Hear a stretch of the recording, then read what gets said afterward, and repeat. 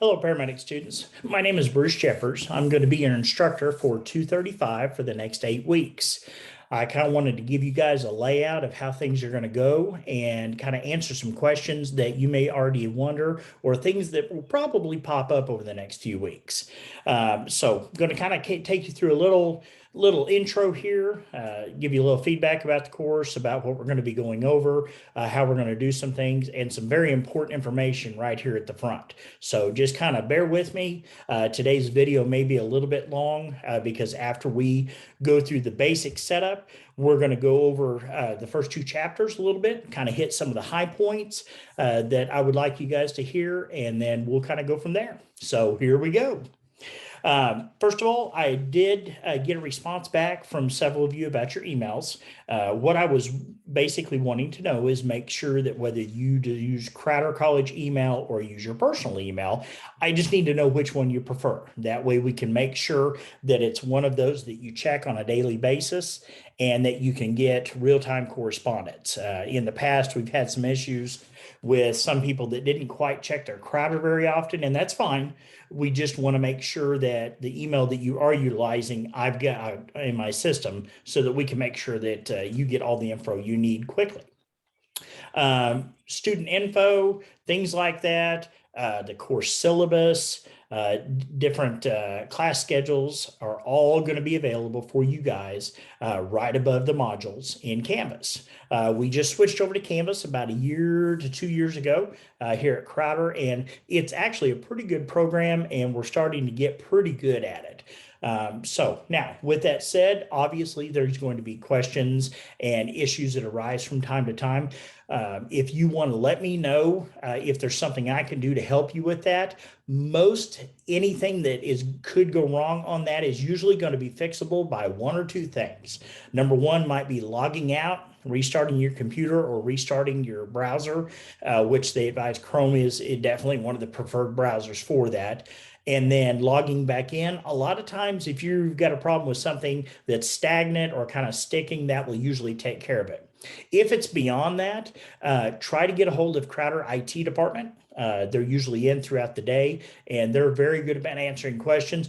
I will be as much help as I possibly can. So if there's a question that arises, shoot me an email, and I'm pretty responsive on my emails, as some of you that I've already been corresponding with can see. So if I get one, unless I'm tied up in a meeting or on a call or something, I still do work the truck. I work in the office part-time and on the truck part-time. So if I'm on that, obviously I'm not going to be able to get back with you, but usually within an hour or so I can touch base. In reference to exams and quizzes that you're going to be taking on a weekly basis, I should say. These, if you have an issue with any of those, on those days, I really try to stay even better on my email. That way, if you have an issue, I can definitely get back to you. If for some reason your internet freezes or your computer dies or something beyond your control happens, I can go in and reset that quiz or that exam for you to retake that. Now, here's the only caveat to that situation. By resetting that, it resets that. So in other words, any questions that you had already answered will be gone, and you will have to redo that. So I highly recommend that you make sure that you've got a good internet feed.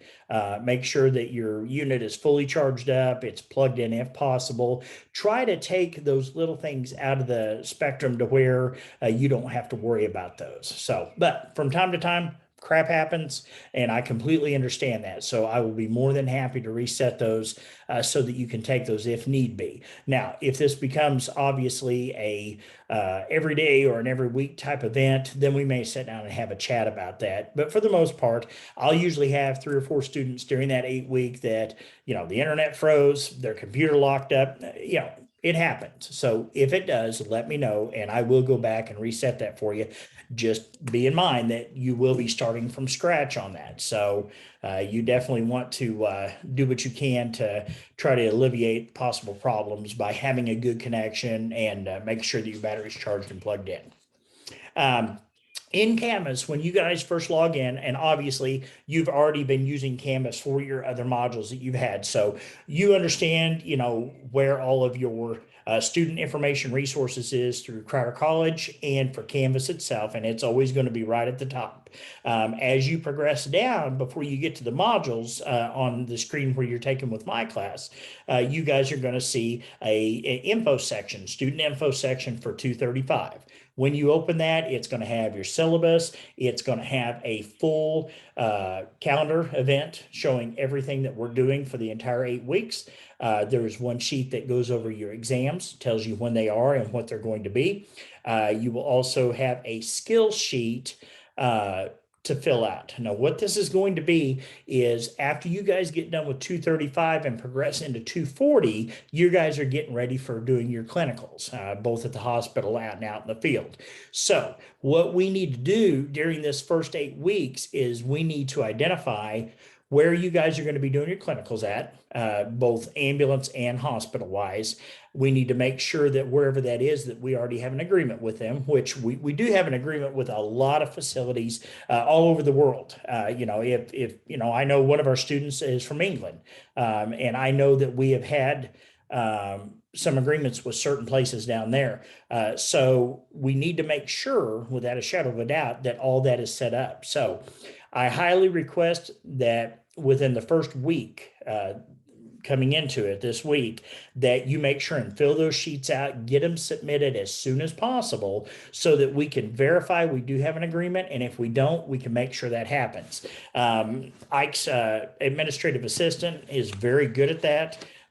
She has been working to keep all those legitimately active and fill out new ones when need be. Most of the time, it's nothing more than just a little paperwork between our college and agreement with the facility that we're going to, but sometimes it can be drawn out a little bit. So they need that extra time. So make sure that you fill out that section. And like I said, it's right in the student section for 235. Make sure you filled out that sheet and get it turned in.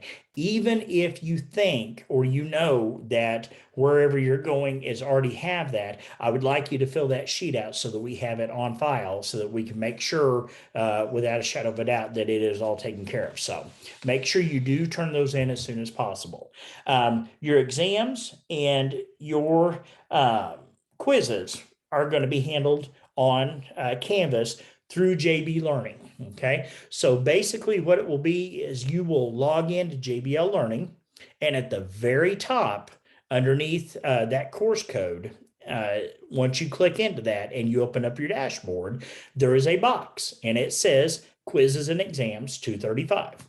You basically click in there, and in chronological order is each of the quizzes and each of the exams. Now, these are only opened for the time period that they're in. Okay, for instance, coming into this week, your first quiz will be available for you guys.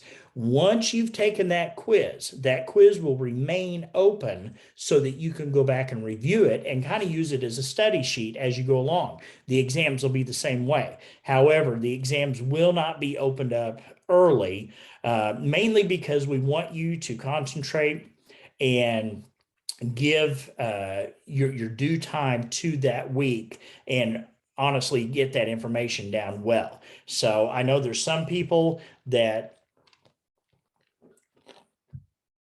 like to work ahead, and I'm not against that. I'm not saying that you can't do some of your writing assignments, and we'll talk about those in a minute a little bit ahead.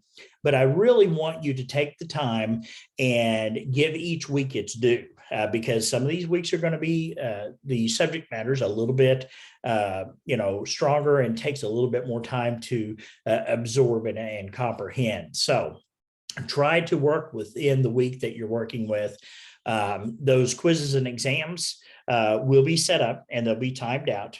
They will all open up on the Monday morning, and I think I've got them scheduled to open up at like 6 or 7 a.m. on Monday morning. And then you will be able to utilize those through Sunday evening. Okay.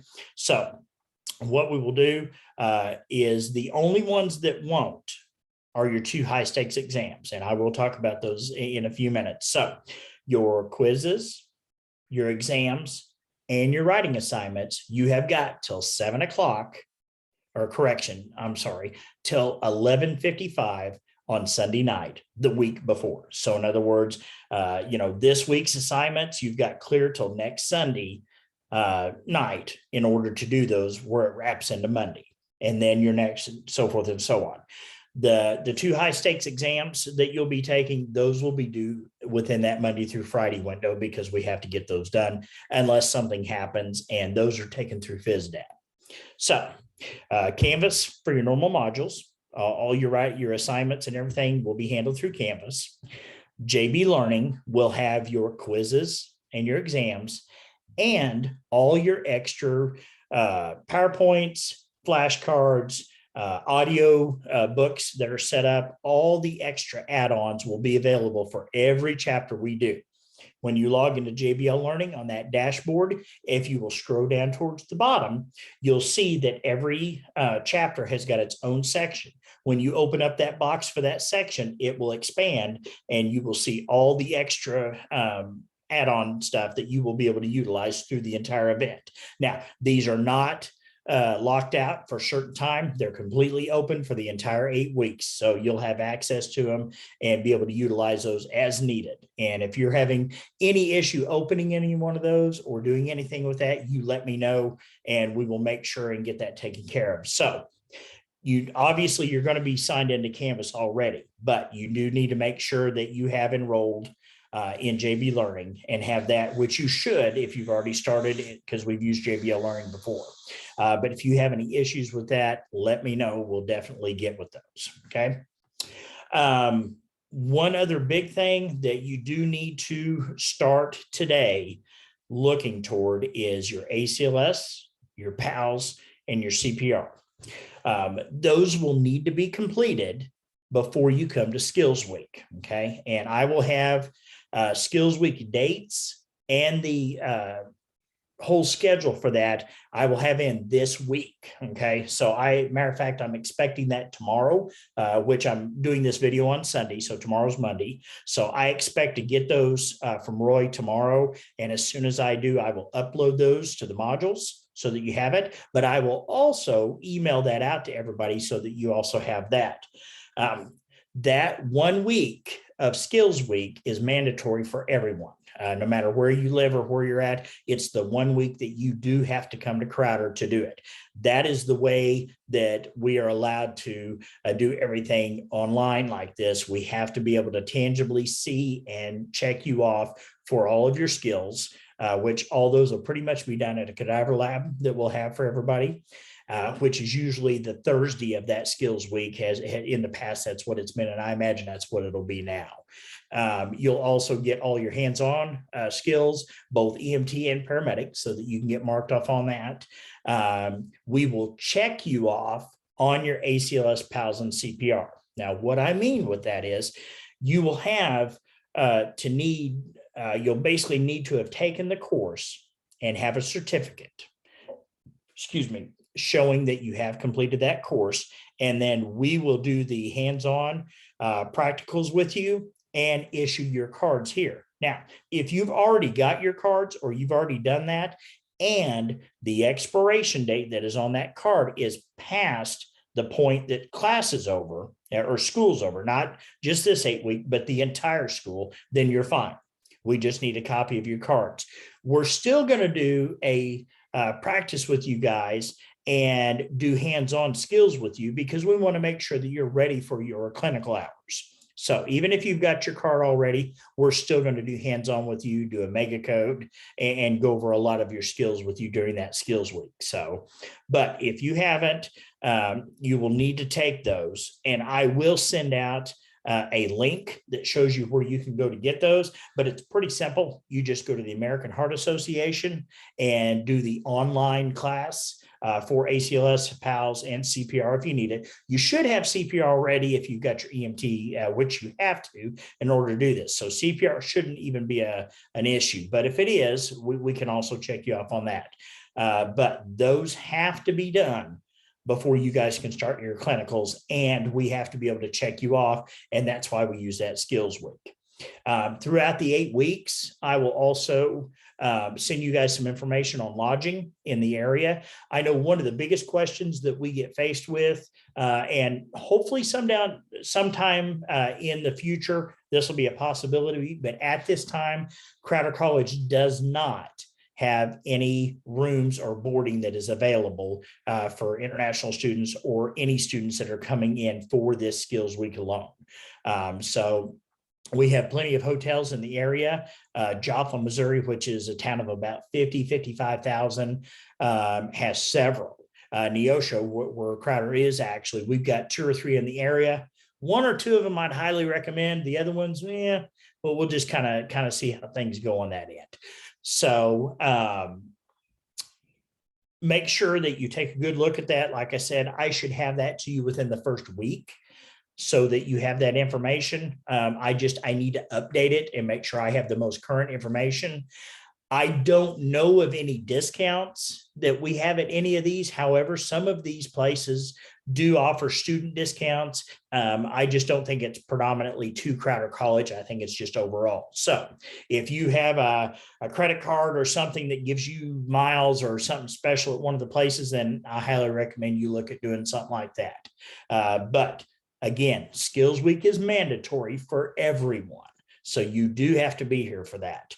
Also, during that period that you're here, Crowder College does not have lodging, so we'll definitely need to make sure that you have lodging available at that time. Usually during that week that we've got it on, the cafeteria is open, so there will be hopefully some food on site here, and then obviously there's your normal restaurants that we have in town and everything, so everybody can go eat if they need to. So, and Cadaver Lab that we will have during that week will get you all your hands-on. You'll get your live innovations, you'll get your EasyIO access, your needle crike, chest decompressions, so forth and so on. So it's a wonderful deal. We've been doing this for a few years now, and we always have a wonderful and glowing review over that. So I think everybody will just have a wonderful time with that. Okay, in reference to your daily work, all of this is obviously handled through Canvas and through each different module that we have. So when you guys get to each module, I will slowly start making those available to where you can get into them. For those that do like to work a little bit ahead, again, I'm not saying don't work ahead. All I'm saying is make sure that you have the current week's information down really well and that you have no major issues or questions with that before you start moving on. Now, quizzes and exams, you will not be able to work ahead on. You will have to do those as they are opened up. Now, again, I know things happen. So if you have a family emergency or something happens to where you just cannot get a quiz done, or you know something happens along that line, let me know as soon as you know something's going to happen. I will do my best to try to give you a little bit of an extension. I understand. It's the real world, crap happens. I totally understand that. Again, if this becomes a repetitive problem, then we may be sitting down and having a chat with that. You've got to remember, at the end of the day, your education is how much you decide to put into it every day of every week. So you need to make sure and give your due diligence and your time to this program. Doing hybrid is a wonderful thing. I finished up half of my last degree online, doing online classes. And at first I was a little bit wondering if everything was going to work out fine. I come to find out, like you will, or you already have, it does work very well for most people as long as you put your time in. If you start not to give it what it needs, you will start to see a decline. So if you're starting to see, you know, low 80s and even 70s on some of your quizzes and your exams, step back and reevaluate how you're doing your time and find a way to put in more study time and concentration, because it requires about twice as much when you're doing it on your own like this. Now, with that said, I don't want you to think you're totally doing this on your own. I am here to be an advocate for you, be information for you, help you in any way, shape, or form that I can, but I can't do it for you. You have got to put forth the effort to make that happen. So give it its due diligence, okay? Make sure that you give it time to where it's going on. Writing assignments. I do not require you guys to do a discussion board in this class. Now, some form of interaction is mandatory, obviously, since it is. So what I do is writing assignments, and I post these to where they can be read by different individuals. You guys can go in and actually comment on each other's if you want to, but I'm not highly mandating that at this time. I believe that you will get more out of this course by these writing assignments. Now, when I say writing assignments, everybody's like, oh my gosh, I've got enough going on, and now you want me to write 10 papers or whatever on certain things. No, that's not what I'm looking for. When I talk about a writing assignment, I'm looking for 3 to 4 good paragraphs, which will normally be a page or two of information on that, double spaced. I'm not expecting you guys to go single space and tack all those in there.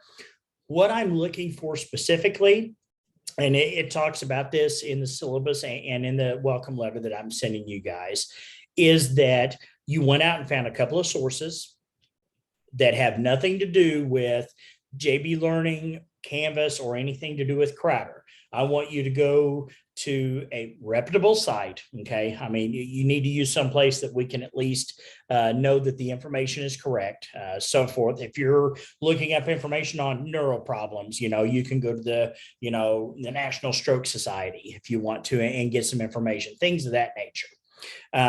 I do require that you cite your works, okay? Now, you don't need to use MLA or APA format or anything like that. All I'm requiring is that you put the website or who it was by, when you accessed it, and for what.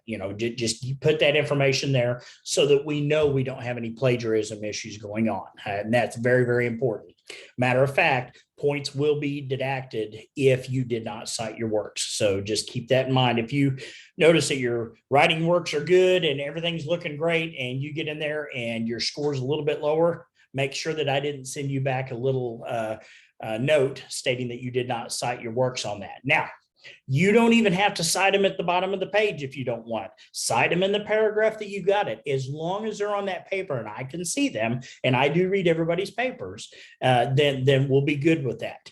Now, here's the dual-edged sword to these writings. Yes, they will take a little bit of time. However, all of the topics of the writings are things that you're currently going through. So these, in essence, are another platform that you guys can use for your studying and also for acquisition of that information. So these will all help you definitely in the end. So just kind of keep that in mind when you're going through. And again, your writing assignments, along with everything else, you've got the whole week clear up until Sunday night to get those turned in, but before that. So pretty much, if possible, I like everybody to go ahead and submit them through Canvas. You can drop that assignment into there and send it in that way so I can take a look at those. If for some reason you have an issue doing that, you can email them to me, but I highly would rather see those come through Canvas when we do that. So make sure, and I'm sure that you've already uploaded assignments or discussions or things of that through Canvas. So when you click on that assignment, there is a location for you to upload, and it'll pretty much upload just about anything, PDF, JPEG, whatever you want, it should upload it to where I can take a look at it. Obviously, usually we like to see either Word or something along that line, or PDF or anything. So, but make sure you upload that through the assignment section on Canvas so that I can get those and take a look at them. I'm usually pretty good about keeping up with everybody's and getting your grades out weekly. Obviously, if we've had a busy week or whatever with a lot of other stuff, you may see a little bit of a pause, but I'm pretty good about getting those done. All of your grades and stuff will be handled through Canvas. So you should be able to pull up your grades and see exactly what it is. Now, you will not see your grade from exams and tests immediately after you take them on JB Learning. The two are not tied together when it comes to that. So now you will get to see it on JB Learning. It'll show what your percentage was at that time, but it will take me coming in and actually placing those in there, which I usually do within the same week, if not the second week. So usually the most you're going to see is just a couple of days behind getting those put in for you. So, but I usually pretty much stay on that pretty hardcore because I know when I was going to school, I wanted to know what my grade was. And this will actually average everything out for you. So at the very end, it will show what your current percentage is in class. So just kind of keep that in mind. Let's see here. Okay, we talked about your clinical info sheet. Those need to be done ASAP. I've got to have those in this week. So the first week of class, please get those filled out to the best of your knowledge.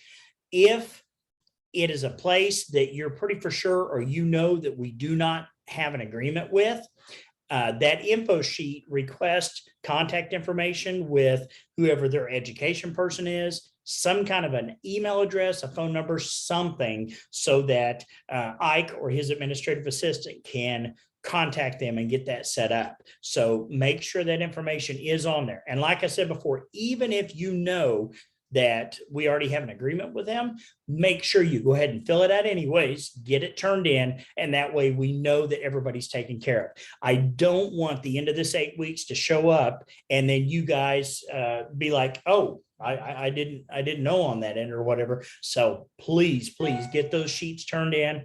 Make sure that we verify that everything is good to go. That way, when you get to the point of being able to do your clinicals, the agreement signed, it's ready to go, and you guys will be able to go do your time.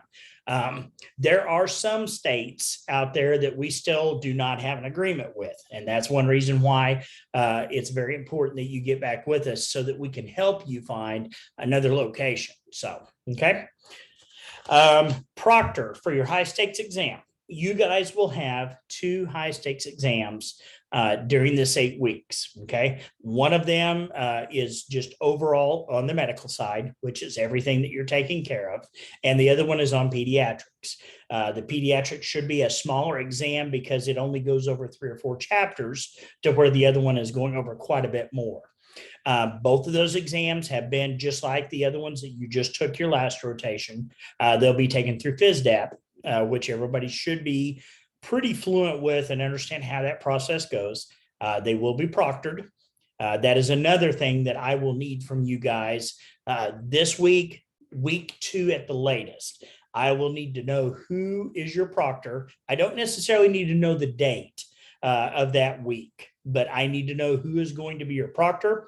We highly recommend that they are an administrative person, such as a director or an education person or a supervisor, somebody that within the organization, or if you're local, semi-local, you can actually come to the Crowder testing facility. If you're closer to another college, or even a lot of libraries now have got a testing proctorship set up. So most of these, or pretty much all of these, do not usually charge you anything to do that. We do allow ProctorU, which is a program that is online to allow you to go ahead and take your exams. And what you do is at the beginning of it, you have to lift up your laptop. If you've never used one of these, show the whole room and everything else. They keep contact with your eye to make sure you're not peering over somewhere like I will occasionally. I've got a second screen up here, by the way. So if you see me looking away, I'm looking at information on that screen too. But with that, becomes a cascade of issues too. If for some reason your internet connection fails or anything happens or whatever, they will shut it down and then you got to restart it. It becomes a major ordeal and you have to pay for it. Crowder College will not pay for that proctorship for ProctorU.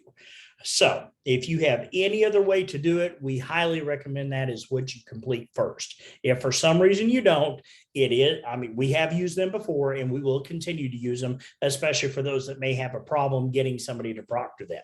But those two high stakes exams must be done with a proctor. So you have to have a proctor for both of them. And what I do is I get the person and a contact email from them. Usually a night or two before the week of the high stakes exams, I will send them the link and the password in order to get into it so that they have to stay with you for that entire event. So just keep that in mind. be thinking on those, and I will need those this week, no later than the next week, because I need to make contact with these individuals and confirm that they are willing to proctor and that they will be there for the entire event, and that I've got the right correspondence email to utilize with that. The week of the high stakes exam, my email and my cell phone number will be given to the proctors, so that if there is an issue and I'm not where I can answer an email or whatever, they can contact me immediately. But that'll be the only time that I issue that out. Any correspondence will always be handled through email, both to protect you and to protect me, so that everybody within the college can see everything that we ever corresponded. So, and the correspondence you will be coming back to me will be my Crowder email. So, and again, yes, it's to protect me, but it's also to protect you as a student, so that if there is an issue or something doesn't line up and we're trying to figure out the best way to go with it, we can see exactly what was said and at what time. Again, no matter what it is, any question that you have, any issue that you have, email me. I will do my very, very best to get you an answer. If I don't know it, I'm going to tell you I don't know it, and I'm going to tell you that I'm going to find somebody that does. So, and chances are, if there's something that you are looking for, chances are there's a lot of people in the class. So I may ask and say, hey, if you don't mind, I'm going to forward this response to everybody, so that everybody can see what's going on, especially if it's going to be something beneficial for them. So we've talked about your daily work and your writing assignments. We've talked about your quizzes and your exams. Again, but quizzes and exams will be handled on JB Learning. All your grades will be in Canvas, though, so that you can keep that. We talked about your clinical info sheets, how those are necessary, and I need those back the first week. And we've talked about the proctor for the high stakes exams. I will need that information within the first week or two. If for some weird reason your proctor should change mid-class, that's fine, but I need to know ASAP so that I can, again, check with them, make sure everything's good to go. Once we're in that high stakes week, you're pretty much locked in with the proctor you got, unless there's a major emergency. You know, they've got an emergency of their own to where they can't be there or something of that nature. And then I will have you get a hold of me, and then we'll do our best to facilitate that and make sure it checks there. So just double checking to make sure. And I know I did go over this, but your syllabus, your fall schedule, your exam dates, resources, all those are, when you first get into the dashboard of Canvas, all those are going to be under 235 student information, including a letter of entrance from me, kind of a hello, how are you? Gives you a little bit more information about me and what I've been doing, what I expect in the class, but also, you know, what we're going to do for everyone here. My goal is to get you where you need to be to pass this course and have a little fun at the same time. If you can't have a little bit of fun in it, it's just not going to be worth it. So with that said, again, you're having a problem, there's an issue, let me know as soon as possible. We can deal with things when they're small. When they get super big, it makes it a lot worse. Occasionally, and it doesn't happen very often, but I have had this happen with a few students. We've had an issue with a student's pay to where they're paying for courses or through the purser's office or whatever there at the college. If for some reason you get locked out of your account because of an issue, get a hold of me ASAP, especially if you've still got your personal email, so you can email me directly. Let me know, hey, I got locked out, and then let me know, you know, we're dealing with it. It should be taken care of in a day or two, or if there's something beyond that, to let me know what's going on. That way I can help you keep from falling behind. I don't want to see anybody fall behind. I want to see you have all the information and do the very best you can at this. So if that happens, just as quick as you possibly can, let me know. Polo shirts. I'm going to get with Ike this week and verify. Most of you may have already ordered your polo shirts that you'll be using for clinicals. If you have not, I will get a link, usually by the second week at the latest, to where you guys can actually, you'll just click on the link, put your size, your name, and that'll go straight into the order. Those will be ordered. That way we can have them here before Skills Week. As we progress over the next 8 weeks, I'm going to give you more information about Skills Week and a lot of things of that nature. So I know this video, there's a lot of information flying. Luckily, it's recorded, so you get to listen to my ugly mug if you need to rewind it and get that information back. But throughout the next 8 weeks, I'm going to give you more information about other things such as Skills Week and stuff. I just wanted you to know that is coming. It is mandatory. You do have to be here for that. And I mean, obviously, those that live in England, stuff like that, they've been told this prior. But I want to reiterate that, and so that you know you do have to be here. That is a mandatory week that you must be here. So you need to start looking at, whether you're driving down, flying down, what you're doing. And again, I will have more information within this week into week 2 about airports, lodging, eating establishments, things like that. And I will get that out to you guys so that you have it fairly soon. So polo shirts, if you haven't ordered them yet, usually Ike sends me a link within the first week or 2 of class, and then I will forward that on to everybody so that you can get in there, put your proper sizes. The shirts seem to wear pretty much about normal. So whatever you would wear with a t-shirt or normal polo type shirt seems to be pretty close to the sizing. So I haven't seen an issue with that. So if you're looking for sizing issues, that'd be kind of where you're at on that end. Okay, I think that pretty much gets most of the introduction out of the way. Again, there's always going to be extra questions and stuff. Please feel free to email me about those and I'll try to fill you in.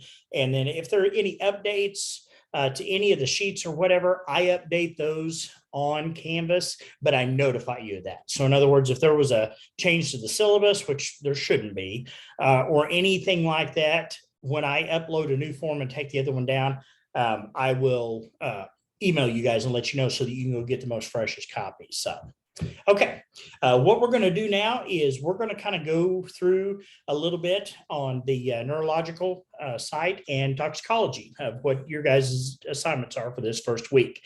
Again, I am not going completely through the entire course. We're going to be hit a bunch of the high points. And some of the things I believe that are truly important on this, and it's all important. Don't get me wrong. I'm not saying there's any part of this that isn't, but I want to hit some of those high points that I think that are truly noteworthy that you need to kind of look at. With that involved, I highly recommend that you go into JB Learning, that you go through. There are 2 slide PowerPoint presentations. One is a thorough, which is pretty much a very, very long one. And one is a little bit more focused. I recommend you look through both, see which serves you better or use both. There's also flashcards. There is an audio version.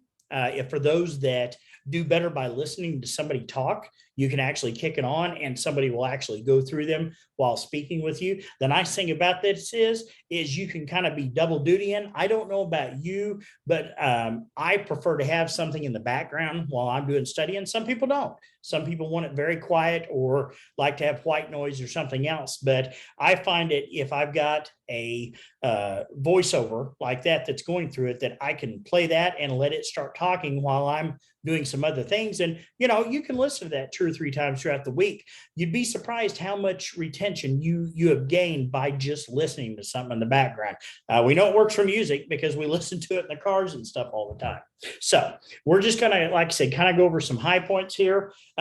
You see me looking off to the left here. I'm not losing pay attention with you. I've got another screen over here where I'm kind of going through to make sure that I'm giving you guys the best information and the most updated. So under neurological, this is obviously something we deal a lot in the field with. We run a lot of neuro patients. And there's a few things under the neuro chapter that you're going to be like, oh, I've never really thought about that being neuro, but it truly is. So you're gonna see some of those things kind of come around. But neuro patients, you're going to do a lot of those patients, and we're going to rule out a lot of patients that might have fell under the neurological, but ended up being, somebody that with, diabetes or somebody with a heart attack or anything else that could have also ended up with a stroke. It's kind of one of those, which came first, the chicken or the egg? You go to a residence, find a patient that's at the bottom of the steps. Well, did they slip and fall? or did they fall because they just had a heart attack or a stroke, or they passed out because of a syncopal episode, diabetic, whatever. So a lot of those correlate and correspond with each other. If there's anything I can teach you through these next 8 weeks, get this right here, okay? Too many people get focused on the situation and put blinders on. And when we're talking about blinders, if any of you have anything to do with horses or understand, a lot of the horses, always had blinders on. And what it was so that whoever happened to be riding them could direct them only, and everything that was happening out here wouldn't bother them. Well, unfortunately, we tend to do that when we get on scene. I'm guilty with the rest of you. So you need to make sure that when you go to your scene, you look at the wide spectrum. You look at everything that's going on, and not just neurological. I'm for everything you do in the field. Number one, for your safety and your partner's safety, because you're going to see things that'll kind of trigger or make the hair stand up on the back of your neck, seeing as that's all I've got is hair on the back of my neck.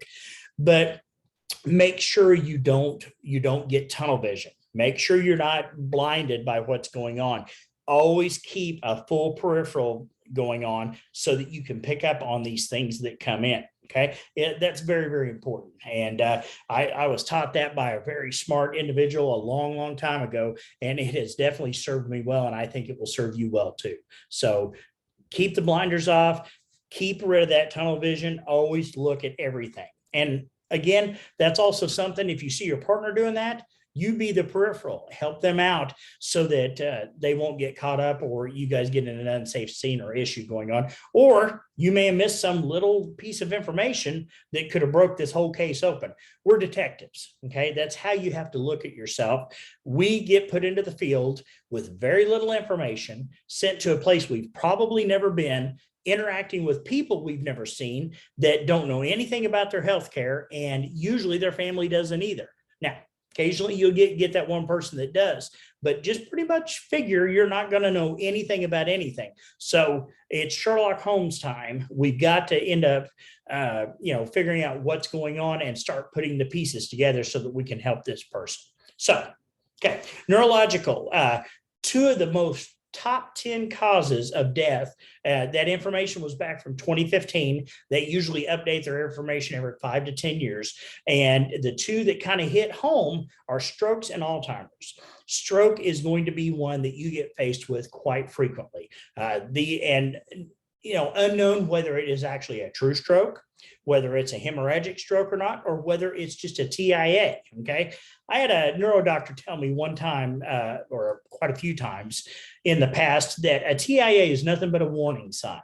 And I'm here to pretty much believe them on that. So I'm not saying that a TIA isn't just, a little incident here and there, okay? It's kind of like a silent heart attack, or somebody that's, well, I've had chest pain, but everything looks all right, okay? I'm not saying it's a full-blown stroke, but something's knocking at the door going, you better pay attention to this. So you get a patient that you went on that has been diagnosed with some TIAs before, be prepared that this could possibly be a stroke. Don't rule it out. It's very important that you kind of keep up with that. The structure of the nervous system, okay, we divide this into 2 points. This is a very important part of this section. I want you guys to spend a little time in this area. Obviously, your central nervous system, which is our thought, how we perceive things, how we feel, and the autonomic body functions, okay? This is kind of who we are and how we do things, okay? And then we have the peripheral nervous system, which is the communication between the brain and the body. So basically what this is doing is that look at your CNS as being things that you pretty much do on your own, more of a voluntary type effect, versus your peripheral nervous system, to where it's communication between the brain and the body, to where a lot of that is involuntary. Okay. Now I'm not all of it, but a good chunk of it. So your CNS and your PNS systems are very important, and they work together in harmony when everything's going right. It's when they don't is when we get called and things start happening. So those two systems right there, I want you guys to definitely spend some time on those two systems as you're going through this. Okay. Okay, patient assessments on these, okay? Patient assessment with a neurological patient can be very difficult sometimes. You can't get information out of them, usually, number one.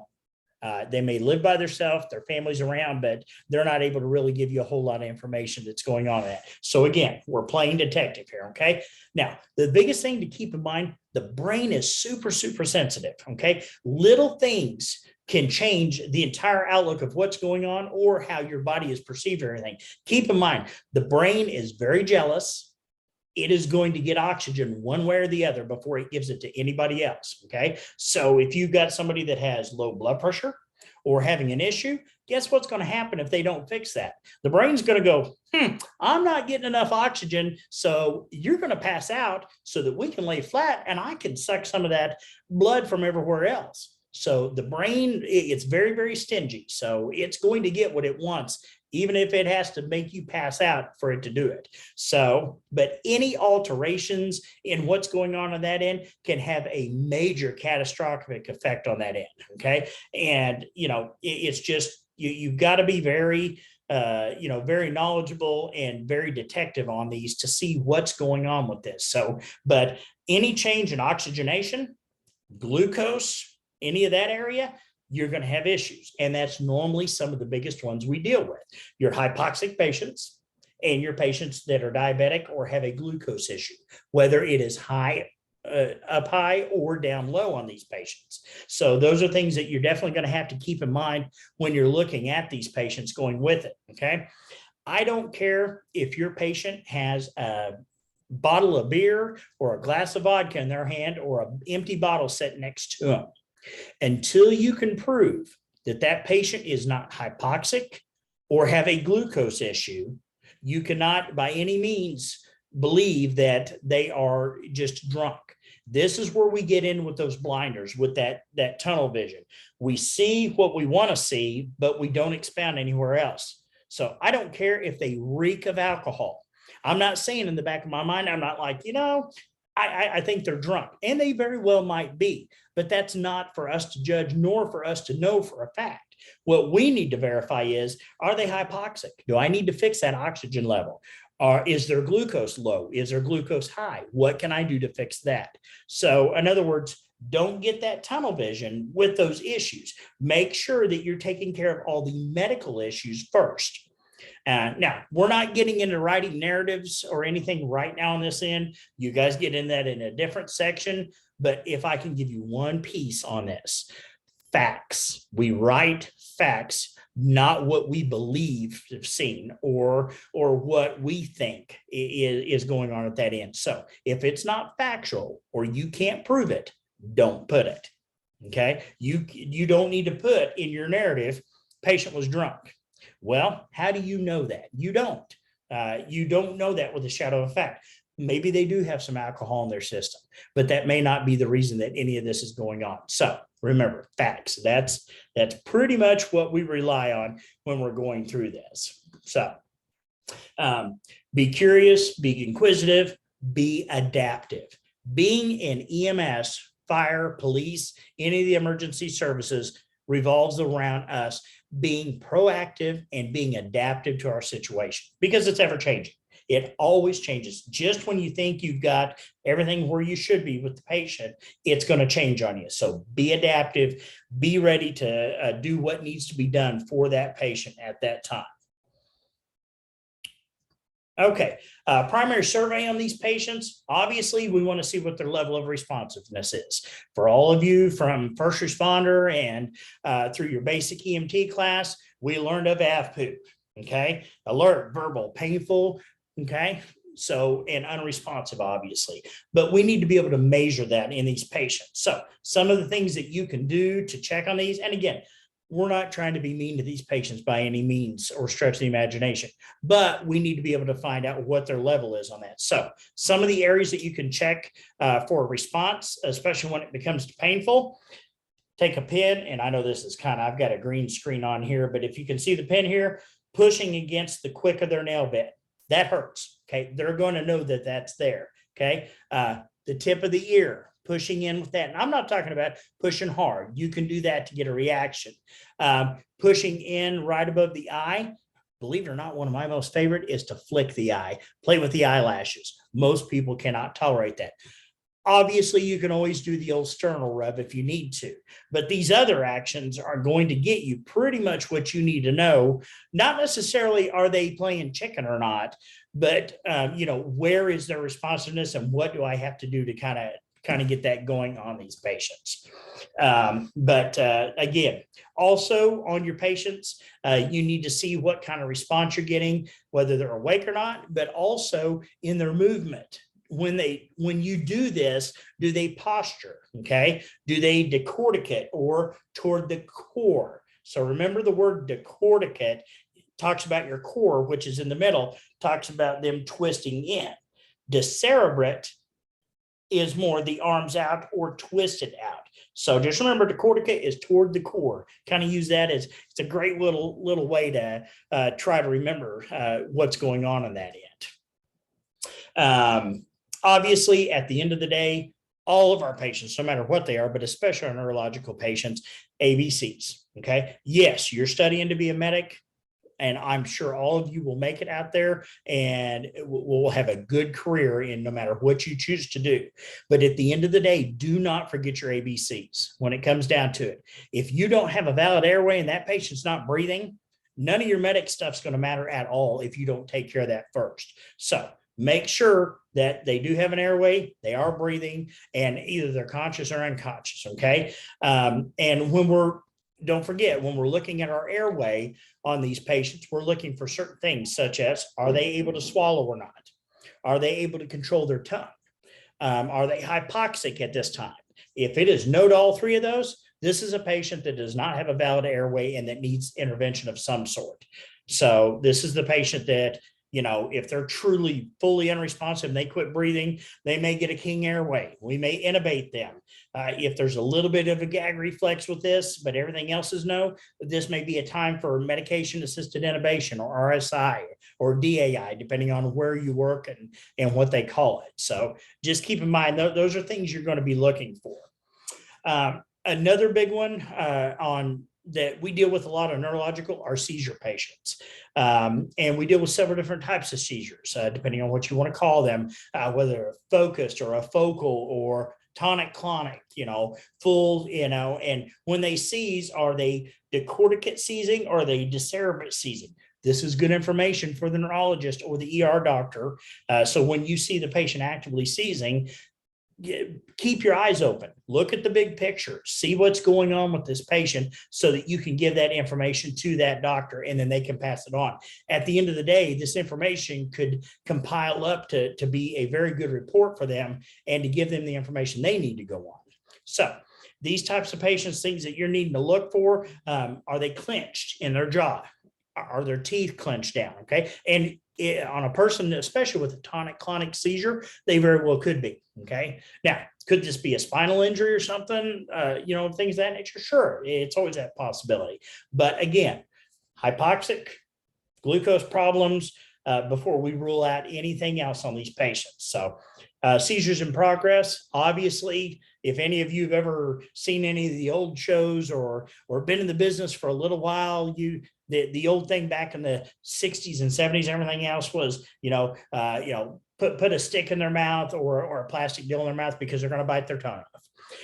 Well, I'm here to tell you, I've been doing this for almost 26 years and I've yet to see anybody bite their tongue off. I've seen them bite their tongue. I'm not saying that they won't. Matter of fact, that does happen quite often, but I've not seen them ever bite their tongue in half or bite it off, and that become a big issue. So the biggest thing that we do on these patients, same thing that you learned in your basic course and stuff, is protect them. Get the environment away from them while the seizure is going on. Obviously, being a paramedic, you've got a few little extra possible tricks that you can utilize. Okay. And even now, especially even before you get an IV, depending on what your protocols are and stuff, we now have the MAD aerosol devices to where, we can give, Versed or a little bit of Versed or Valium or whatever your department is regulated for to actually help get that seizure stopped long enough so we can get an IV or whatever. But again, a seizure can be a neurological problem, but it can also be a head injury problem or both. Again, which came first, the chicken or the egg? So you may have a patient that has a seizure history that was driving, got into a car accident, and the seizure is what caused the car accident. But in your mind, you're going to be like, okay, did they have the car accident and have the seizure, or did they have a seizure and have the car accident? Technically, at that moment, not really super important. You're going to treat the patient the same way no matter how it goes. But you need to have a high suspicion that there is a possible head injury until you go any further, just because of the car crash being there. So just keep that in mind when you're doing your surveys on your neurological patients at that time. It's very important that you give them the benefit of the doubt and that you check all possibilities on these patients, okay? And there's about 5 or 6 different methods that we see all the time, especially for our stroke patients. Basically, on our secondary assessments for these patients, even post-seizure, you wanna check it to make sure that they didn't have a stroke to begin with, and the stroke or the blood clot is causing a seizure. So you see how all these things are tied together, how one little thing can, turn into catastrophe and just affect so many other systems at that time. So we're going to assess the head. We're going to notice the face. We're going to look for symmetry. Okay. We're going to make sure that their eyes line up the way they are. We're going to make sure that they can smile and show their teeth. Okay. Yeah, you can use you can't teach a dog old tricks or old dog new tricks or anything like that to get the verbiage to make sure that they don't have word salad going on or something of that nature. But at the end of the day, you're looking for, kind of a droopage or something of that end. You can look at droopage on the face. Again, Bell's palsy can cause that too. So there's definitely several different things there. However, if you cannot rule out 100% that everything that you're checking for is not negative for a stroke, we're going to consider it a possible stroke and take it in that way. But obviously, if they meet all that, then there's definitely a criteria. Now, if you have a patient that has droopage on one side of the face and tells you, I have Bell's palsy, this happens once or twice a year when I get stressed out. A lot of them, if they don't get enough sleep. I actually had a EMS partner that if he didn't get enough sleep and had been up for 2 or 3 days, he would actually start to get droopage on that side. Freaked me out. I was like, no, we're going to the hospital, guys. He goes, no, I've been there several times. He goes, this is normal for me. So people with Bell's palsy, there are things that normally trigger it. Unfortunately, once they've had it, it's not unknown for them to have it again, and usually triggered by lack of sleep.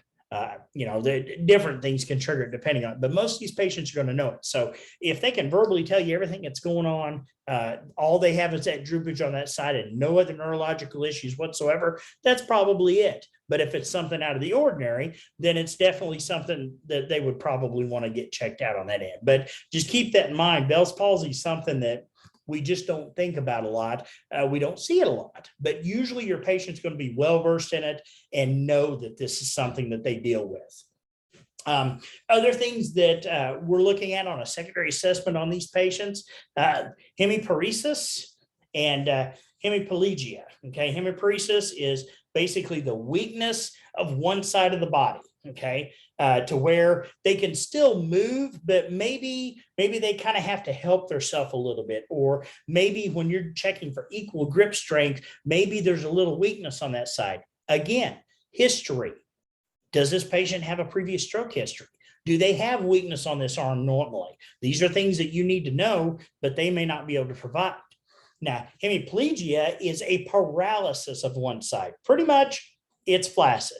They cannot lift it, do anything with it. They have to grab their arm and bring it over. And again, this may be from a previous stroke that they've had, or if it's not, then obviously it's a new onset.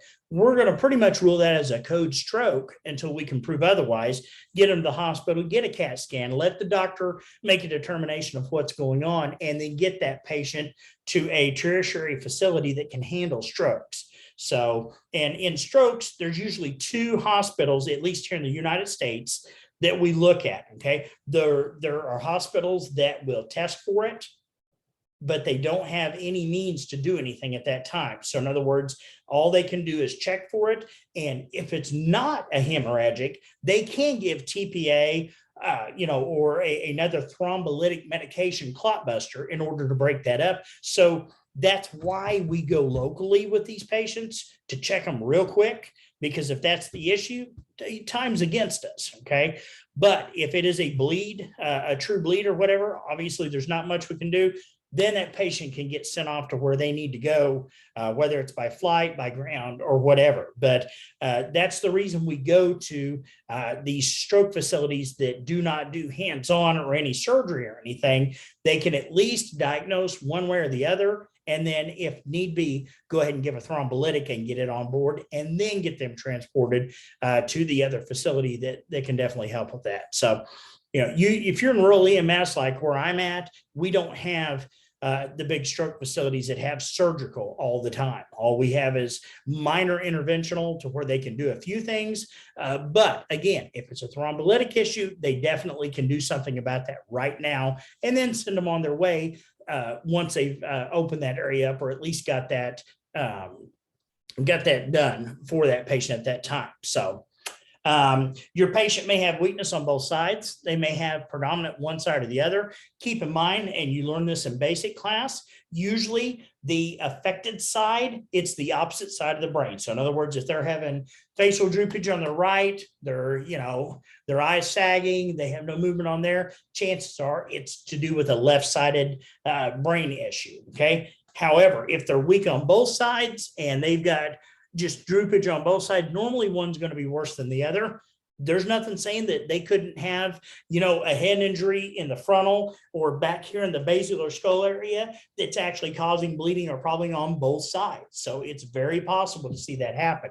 But we're looking for the changes on that. And again, also on all these patients, you need to reassess with them ever so often, okay? Especially if they are not stable. Every 3 to 5 minutes, you need to be doing another neuro check on this patient. If they are stable, at the maximum, every 10 minutes, you need to be doing a neuro check on these patients to see if there's any progression, either way, good or bad. That way you can document, at 10 o'clock, they had weakness on the left side. At 10:10, they now have weakness on the right side, or it's worse, or it got better, so forth and so on. All this information compiled is eventually going to help the doctor that's going to end up taking care of this patient. So it's very important that you do continue to obtain that information for them to help them out in the end. And so reassessment is very, very important on all your patients, but especially on your neurological patients at that time.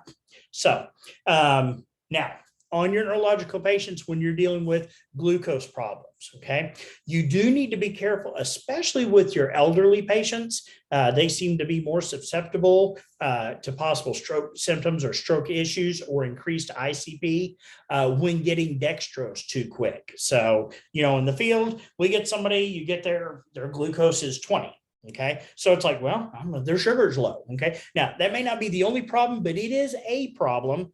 And can we fix it? Absolutely. I mean, that's one of the things we do. We can start a line on them. We can do that. If you're an advanced, even, you can do something about that. So these are the patients. We're going to go ahead and get a line on them if at all possible. If we can't, you can't give glucose up the nose. They used to have some kind of a rectal type environment where you could give it rectally, but pretty much we don't anymore.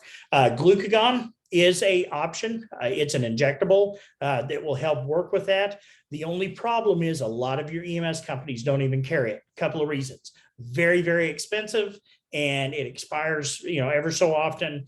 And a lot of your medical directors just don't like it because it can cause a lot of side effects at the end of the day. So most of us, that's why we got EZ-IOs now. Back before we had the EZ-IOs, we did carry glucagon because we had to have a backup. But since we got the EZ-IOs now, if we cannot get an IV peripheral on them, their sugar's low, we're going to drill it, and we'll go ahead and administer them. Pretty much protocol and the thought process behind it is administer half a syringe, or 12.5 grams, okay, on this patient. But because a normal fast syringe comes in 25 grams. So give half. You can always give more. Let's not push the issue though. But like I was telling you, on your geriatric patients and your older patients that have, possible brain, atrophy to begin with and everything, those types of patients, you push sugar too fast, too quick, you can actually cause a stroke doing that. So normally I will open up the fluids and I will slowly push it in and let those fluids go with it so that it kind of breaks that up a little bit so they're not getting hit directly with that glucose. So, but you definitely need to make sure.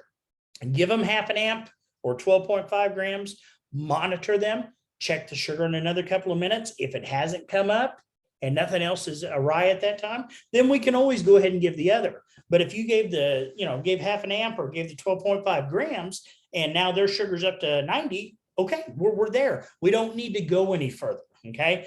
You have to ask yourself a question, and you'll probably hear me say this more than once. Just because you can doesn't always mean you should. So yes, legally, yeah, we can get that whole amp or whatever.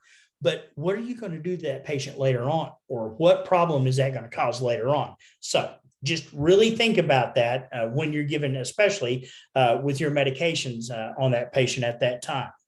So let's see here. Okay. Oh, yeah, we already went over that. I'm just double checking here to make sure I didn't miss anything that I was wanting to go for on that. Assessment of strokes, I just did want to touch on this. Obviously, we're looking for any kind of language effect on this patient, slurred speech, aphasia, anything like that to where they can't speak at all. Okay. And remember, aphasia is for speaking, aphasia is for swallowing. So remember, aphasia or gulp, you got that G sound there. So if you're looking for the inability or ineffectiveness to swallow, you're looking at aphasia versus aphasia, which is your either inability to speak or to speak properly. Okay. Then you're looking at movement effects, your hemiparesis or your hemiplegia, like we talked about. And that's either to where you got temporary paralysis of that whole event, or you've just got weakness of that whole event. Arm drift. Okay. And these are a lot of patients. That's why we have our patients stick their arms up and hold them. And you really don't even need to push down or lift up. You're looking to see if one of them starts to have a drift on one or the other. Now, they can have weakness on that side from a previous issue, but arm drift is definitely something you definitely want to look for. If they have no arm drift at all, I'll even go and tell them, don't let me push down, don't let me pull up, and see if you've got a weakness one side or the other from that also. Facial droopage, tongue deviation, going to one side or the other instead of staying in the middle like it should, inability or problems swallowing, aphasia, and ataxia, to where you're seeing eyes different, to where you're looking off to one way or the other. And predominantly, they should usually be looking towards the injury. So if they're up and their eyes are facing to the left, then it's probably a left-sided injury on that end. But you're also looking for the possibility of having a blown pupil on one side or the other, unequal pupils. Okay.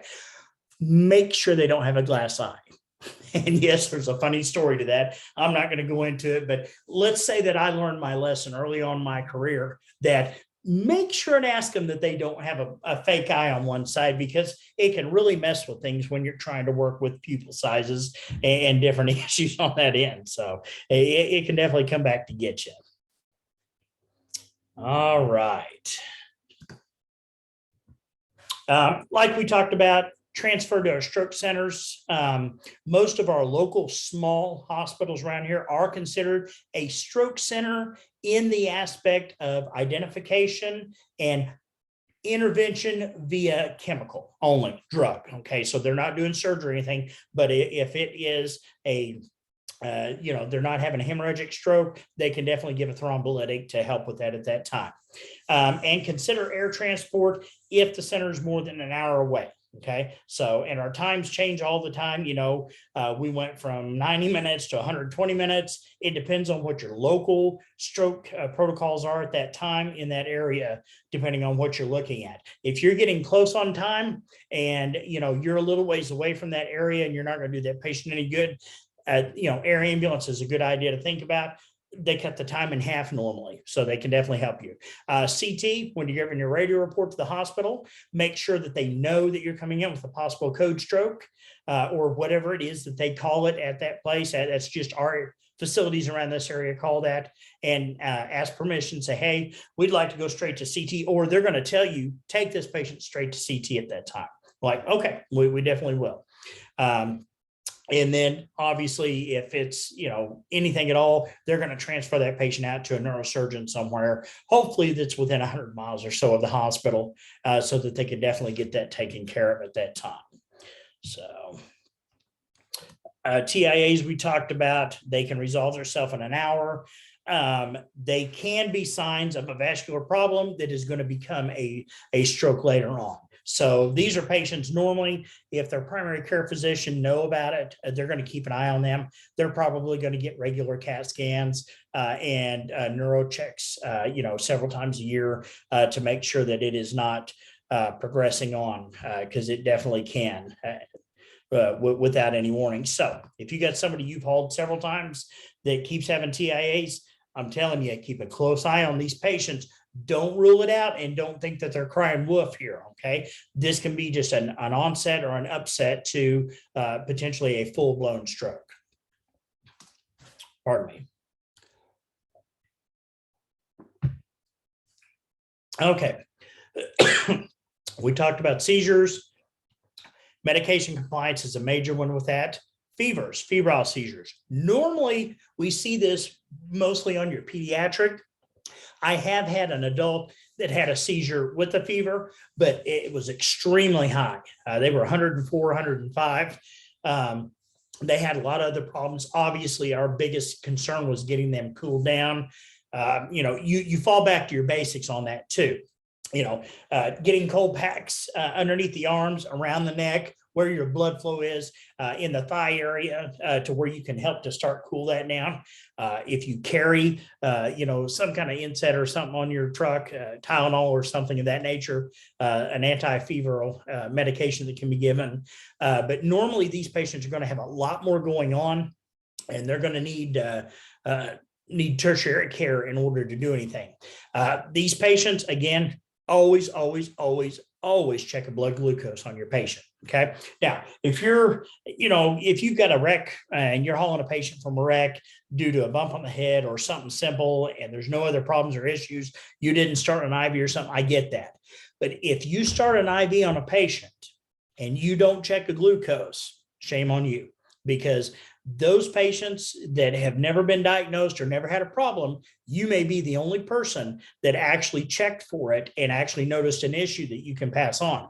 They're not diabetic until they are. And I'm not saying obviously everybody becomes a diabetic, but they just don't know at that time. So if you're starting an IV, check a blood sugar every time. There's no reason not to.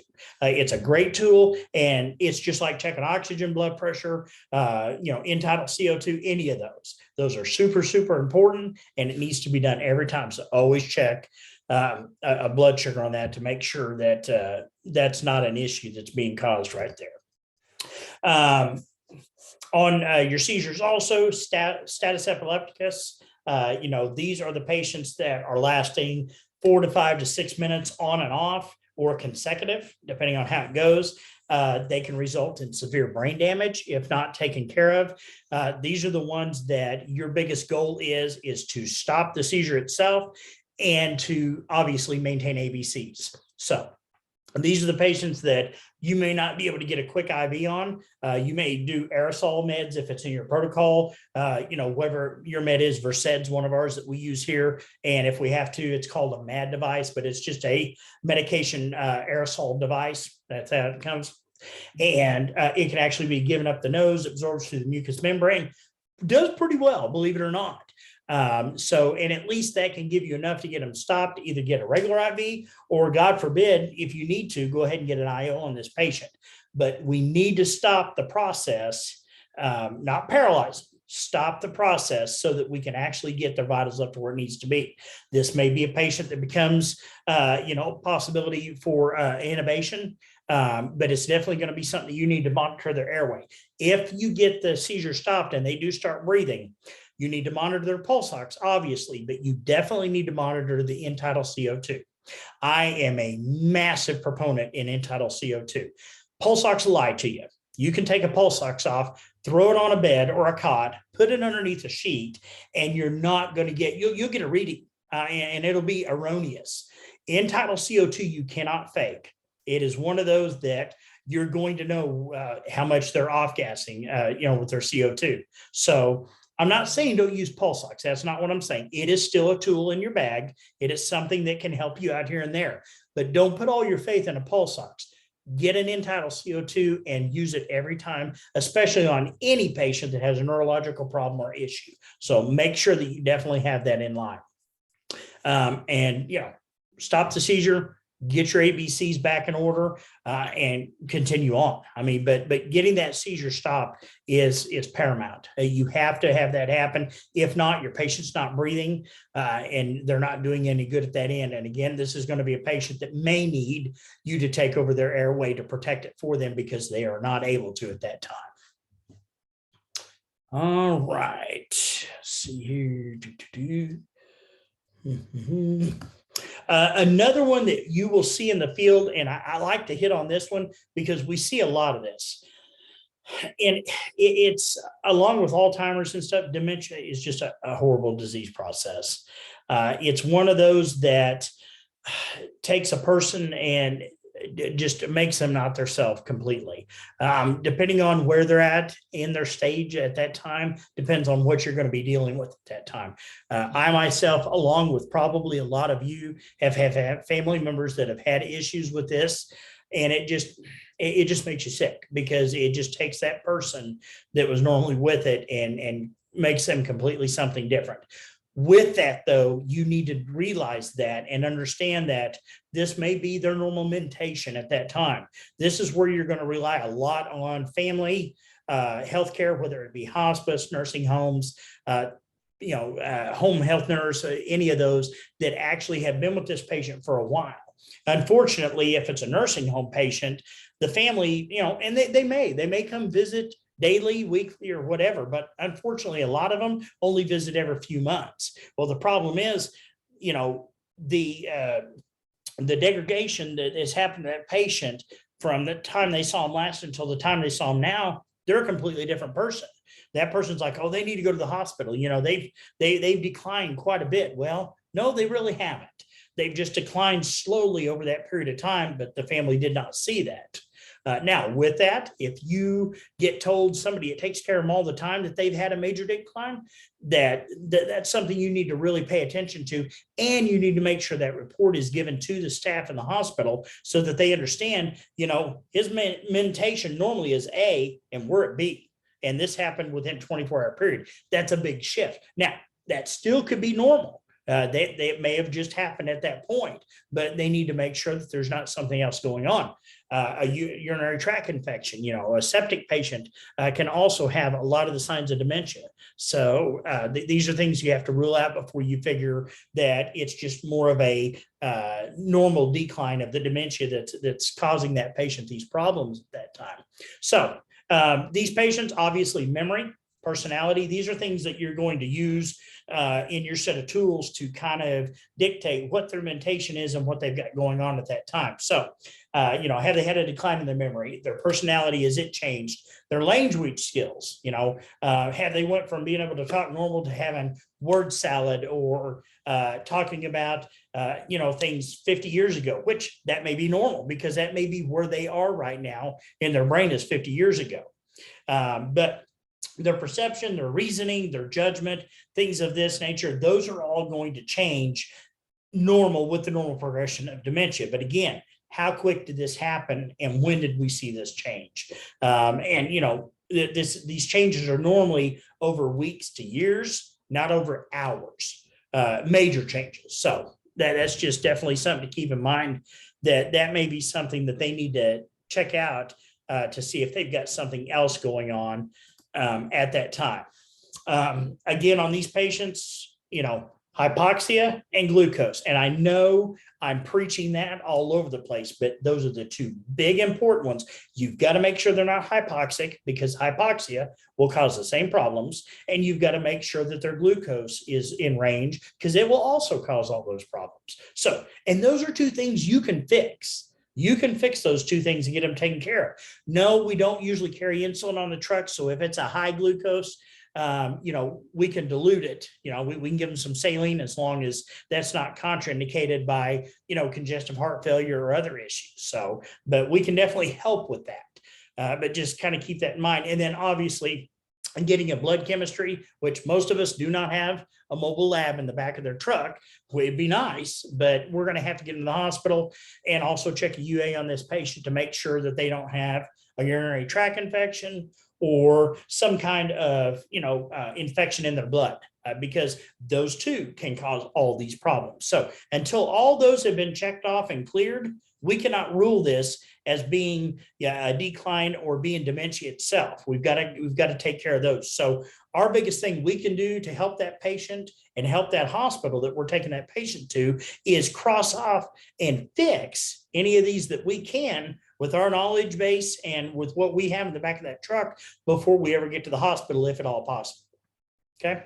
So, but again, hypoxia and glucose, always check those. Those are two of your biggest things that you need to take care of before you get to the patient to the hospital. Because I'm telling you, if you walk in with an altered mental status patient and you don't have a good pulse ox end-tidal CO2 and a glucose, that doctor's probably going to be like, what the heck? Why aren't you doing your job? Now, obviously, you're 2 minutes away, you're doing the best you can. That's understandable. But if you're with this patient for a little bit, those are just normal general things that you will get done at that time. Okay. One of the last ones I want to talk about on this, and then we'll get over to toxins. And I've got a few things to go over that, but I won't take too much time on you there. Dystonia. Okay. This in the pathology to dystonia, it's kind of a weird deal. It's severe muscle spasms that cause bizarre contortions. Okay. And they call it dystonia because it is an abnormal stone-like effect or a contraction on these patients to where, it's just not something that's normal for them. It's repetitive motions or postures, okay? And these can also cause other brain issues to where their mentation's kind of messed up with that. The problem on this is we don't know why. Okay, I'm not saying that there's not studies out there that may have a little bit more information about this, but we're still for sure why it happens and what causes it. All we know is that it can be temporary. It can be more of a permanency depending on how bad the problem is on this patient and depends on how long they've had it.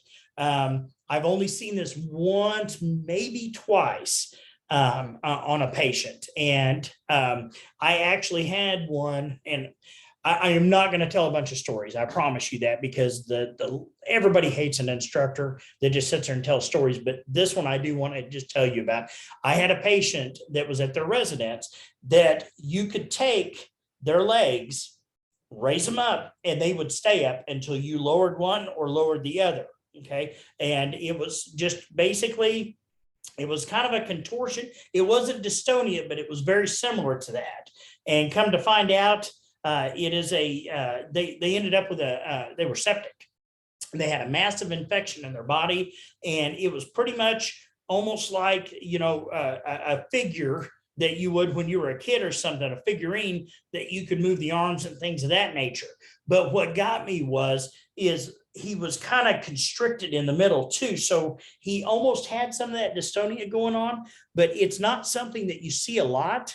Again, these patients, you're going to treat them like anything else. You're going to ABC them, airway, breathing, circulation. Usually it's not like it's keeping them from breathing or having any issues along that lines, but obviously it's something you definitely want to monitor. So just kind of look that up. Dystonia is kind of a weird deal on how it goes. And, usually you're trying to rule out other problems with this patient. One thing that is very important on these patients is reassurance and calming, because they know what's going on for the most part, and they don't understand why, and they pretty much have lost control of their body. So they're going to be freaking out. These are the kind of patients that may require a little bit of sedation, and I'm not talking knocking them out. I'm just, a little bit of Ativan, a little bit of something to kind of take the edge off, and also pain management may definitely be appropriate for these patients. They, due to the contractures and the positioning and everything else, it may be painful. They may be hurting. So definitely pain medicine, and as long as their vitals remain good and you've got protocols for it, the possibility of using a minor sedative may be very important for this patient. Again, don't definitely rule it out. And this is one of those to where you don't want to get tunnel vision again. Make sure and take a look at the whole aspect of this patient. So, okay. All right. Okay. We're going to go ahead and talk about toxins and kind of go over that. I won't be near as long with it. I know this is a little bit of a longer video than normal. Normally our videos will be around an hour or so, but I wanted to make sure and get all that information to you guys at the beginning there. So types of toxicological emergencies that we're going to deal with. Normally, especially if it is an emergency, we're usually going to come around usually an intentional or an unintentional environment. And what I mean with that is intentional being such as, suicide ideologies or issues and criminal activities of some forth or so forth. Whether it's being pushed upon somebody or whatever, to where the unintentional is going to be, children, taking somebody's medication or getting into a household cleaner or things of that nature, or a workplace exposure. So the intentional, unintentional are usually the two that you guys are going to be seeing and be dealing with. Number one that I do want to go over with you, and I'm sure pretty much most of you all do, if you do not have the poison control number in your phone, you need to make sure that is in there so that you can get a hold of it. The reason why, the Poison Control Center is an amazing resource. And what you can do is you can actually contact them from the scene, give them just a little bit of information, age of the patient, what was possibly ingested and possibly how much, and then tell them what hospital you're going to. They will look up the MSDS sheets and all the medical sheets and first aid and anything that needs to be done, and actually fax or email that information to the facility you're being transported to. Obviously, it's not something they can get to you. However, with apps and everything else you have on your phone, a lot of that information is readily available to you too. But by contacting Poison Control, and if you need that, obviously you can Google it anywhere. It's real easy. It's 1-800-222-1222. Now, if you're outside the United States, I guarantee, such as the UK, other areas probably have their own version of it. So make sure that you have that one also. So if you're in that area, but I highly, highly recommend that you guys get that number put in your phone as quick as possible. We're going to talk about the routes of poisoning real quick.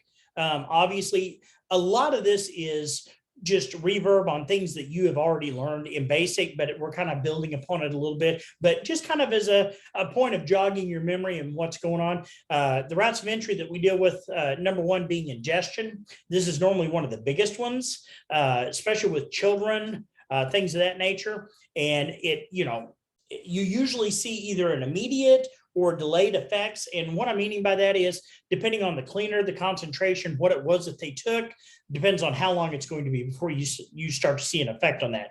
A lot of that's due to the medication too. You get a child that has grabbed a hold of somebody's meds that is time released.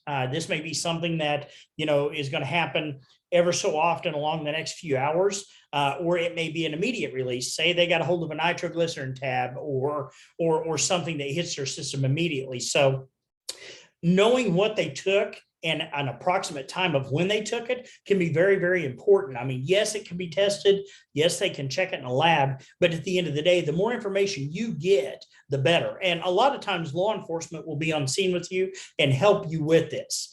Obviously, was it intentional, unintentional? What is the time in the stomach? The time of intake is super, super important with this.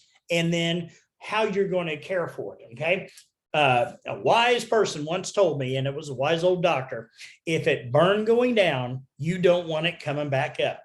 So if it is a caustic solution or something of that nature, if it would have burned or caused problems going down, the last thing you want is for them to vomit it back up. So those are not going to be something that you induce vomiting on. However, poison control can look at that and give you an immediate first responder or first response what you need to do with that patient at that time once you get a hold of it. A lot of it's going to be common sense. I mean, if they drink drain cleaner, the last thing you're going to want is for them to puke it up. But certain pills and tablets and things of that nature, obviously that may be something you do. We really don't carry Serpic-Epicac, and it's one of those medications that you will discuss. It's one of those that has to be refrigerated, especially once it's been opened. I just don't see it on many ambulances anymore. When I very first started, we carried it, but most of the time they would rather they not throw it up. They would rather use like an activated charcoal with or without sorbitol. And when you're doing your medication studies, sorbitol is nothing more than to make them go poo. Okay. I know that's getting down to the brass tacks, but it basically, everything that charcoal inhibits, it revolves around it and basically forms a cocoon around that to where it can't allow any more absorption into your body at that time. And then the sorbitol pretty much just kind of makes you get it out of your system a little bit quicker. So most of your EMS agencies usually carry with or without both or one or the other, but whatever your protocol is for that. And a lot of your charcoal's even flavored now. And I'm not trying it unless I had to, but I've heard that it's still not that great. And I'm sure it's not. But that's definitely something you need to keep in mind. Or there may be something that we can do to neutralize it. There may be a medication or something they can drink to neutralize it. And, poison control's usually going to be able to tell us what that is and how we can do that. Another big one that we deal with, and something that we really have to watch, especially in today's with law enforcement, with us in the medical field, the fire department, pretty much all first responders, inhalation. Okay, especially with powder fentanyl, things of that nature going on that we're dealing with on these scenes a lot, walking into any kind of a drug lab or a meth lab or any of that can definitely cause you very, very costly, if not death, depending on how much you got in and how long your exposure was to it. Again, these may be intentional, unintentional. An intentional inhalant may be somebody, carbon monoxide from their vehicle, putting a hose in there trying to do suicide versus you walking into an environment that you shouldn't or didn't know that something was going on. But usually if we know something like that's going to go on, your fire department's got SCBAs. We may have the proper mask and stuff like that, but normally we're going to send somebody that's specially trained for that can deal with that inhalant. So usually on inhalants, things of this nature, we're going to end up getting the patient on oxygen, obviously. And the primary is get them out of the environment, period. Any type of exposure, our primary deal is get them out where they're at, get them away from that area, especially with the inhalants. Get them out of that, and then we can start getting them fresh air, get them on oxygen, and hopefully that will definitely help with that. Identification, information toxicity, and correct hypoxia. I mean, like we said, get them into the fresh air and make sure that you get them oxygen going on board. Okay. Injection. This is usually a result of bee stings, bites, insects, and animals. It's normally not much more than that, unless it could be obviously a drug overdose, if they were using some kind of drugs, and that can be intentional or unintentional. So it all falls in those two categories right there. Usually most of the around here that we deal with is stings, bites. In the last week or two, I've seen an uptick in copperhead strikes in our area. We've got a lot of wooded area down in this area where we're at. And so we see a lot of copperheads coming out. Weather's getting warm, they're moving. And we've got a lot of copperhead babies. And unfortunately, those babies are worse than getting bit by an adult because they cannot control their venom like an adult can. And more times than not, most adults will do what is called a dry bite. they'll go ahead and bite it, and there may be a little bit of venom on their fang that will cause, urticaria or some kind of a localized reaction where the bite was, but they don't necessarily get into their bloodstream. If it is a baby, they can't control their venom, and when they bite, they do a full injection. That's why we end up with a lot worse reactions and problems getting bit by the babies on that end.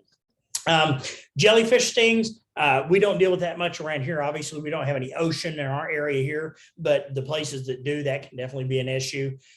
We do, however, deal with a lot of wasps, yellow jacket, hornet stings, things of that nature.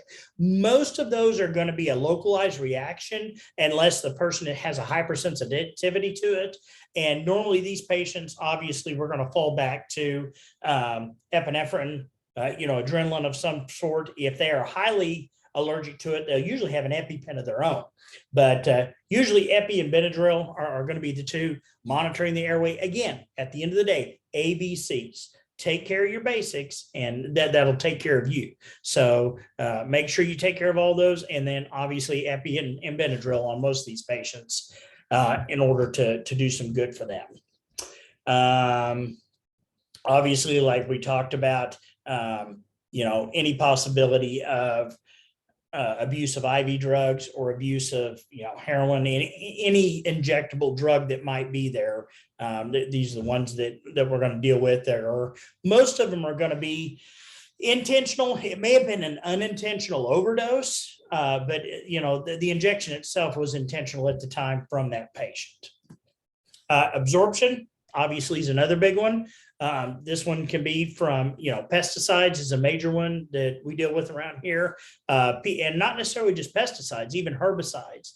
You get, somebody that, goes to the farm and home store, buys some herbicide, goes home for the weekend and does not wear the proper PPE, even though it is on the labels there, and the wind's blowing and it gets, sprayed on their face, their arms. They're wearing shorts, it gets in their groin area. And a lot of people don't realize that's one of the number one most absorption areas is your groin. And they'll end up absorbing that just like they do any kind of a pesticide. Obviously, scene safety is paramount on all of these, but especially, you want to make sure that whatever caused the issue is not still going on at that time, and you and your partner aren't going to get involved in that. So you want to make sure that that's taken care of. Decontamination on all these patients is paramount. Usually you have a hazmat team that can help decon them, if nothing else. Be out there. You definitely want to decon them before you get them in your truck. These are the ones you're going to strip down. Have a towel, a blanket, something that you can wrap around them, but they need to get the clothing off of them. If they leave that clothing on, they risk the chance of having more absorption going on at that time. So they will have to be decon before you take them in, and the hospital will want that to happen too. So whatever your guys' policy and procedures are at your place of work, that'll be what you follow. But decon is very, very important on that end. Something to keep in mind on the absorption, if it is a powder pesticide or a powder herbicide or something of that nature, normally it needs some kind of a water reactive in order to absorb. But keep in mind, we create our own, we sweat. And so if somebody's out working and they're dusting with powder and even 7 dust that you put on, it's pretty low limit to causing any life or death or problems like that. But if you're sweating and that wind blows that dust back on your arm, that's immediately going to start absorbing in your pores. So if you have somebody that has powder on them, get that powder brushed off before you wash them off. Because if not, you adding water to that powder formulation, you just now caused absorption that you didn't have to. So get them dusted off good, then get them rinsed real good before you, and obviously out of their clothing and into something else before you take them. Super, super important, because you're not doing them any good if you don't want on that. See here. Okay. Substance abuse, unfortunately, this is something that everybody has problems with all over the world. This is an international problem. In our area, we see a lot of methamphetamines. Meth is cheap. It's easy to make. There's easy ways for them to do it. And unfortunately, I live, and I'm not proud of it, in a pretty heavy proximity area that is the meth capital of the United States, down here in the Southwest Missouri area, Northeast Oklahoma, and so forth. We see a lot of meth patients that we deal with. I will say that we just legalized marijuana in our area here a few years ago, and Missouri has just done it also. We didn't know what to expect when all that got started. So far, probably the first couple of months that it started, we did run quite a few calls, not necessarily for, a toxic toxin level, but just that they didn't know how it was going to react to their body. They started having tachycardia. And of course, once you have one symptom, everything kind of falls in line. So your rapid heart rate now causes rapid respirations because you're using more blood, more oxygen. And so it's going to make you breathe hard. So now they have an anxiety attack because they can't get their breath. And before you know it, one thing leads to another. So we do deal with a few issues like that. The ones that are more concerning that we keep a real close eye on are edibles, things like that have been taken by pediatrics. And again, this is normally a involuntary or an unintentional. They see a gummy bear, they see something that resembles that, whether it be brownies or any kind of food or whatever, they take it not knowingly, and then we have to deal with the issues. Unfortunately, with marijuana, it's not like we have a cure-all. It pretty much just has to run its course. We basically support, their airway, breathing, and circulation. We do what needs to be done until that gets out of their system. Obviously, if it's a pediatric or something like that, and the ingestion hasn't been too long, they possibly can pump their stomach or use some kind of a charcoal or something in there to maybe lessen the effect.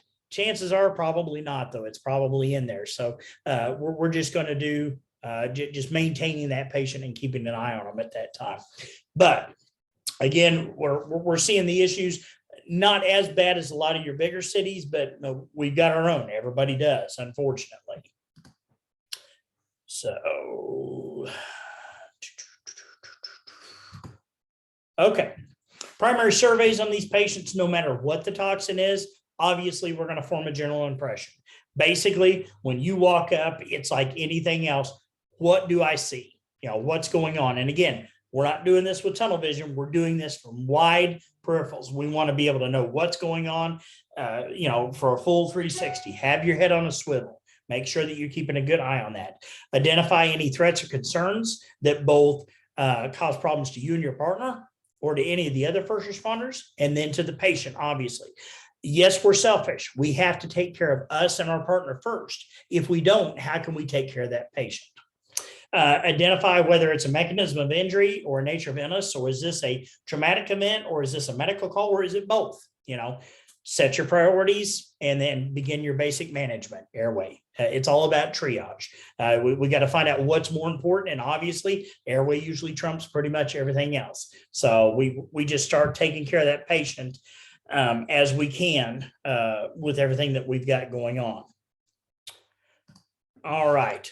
Get an IV going, find out if there's an antidote.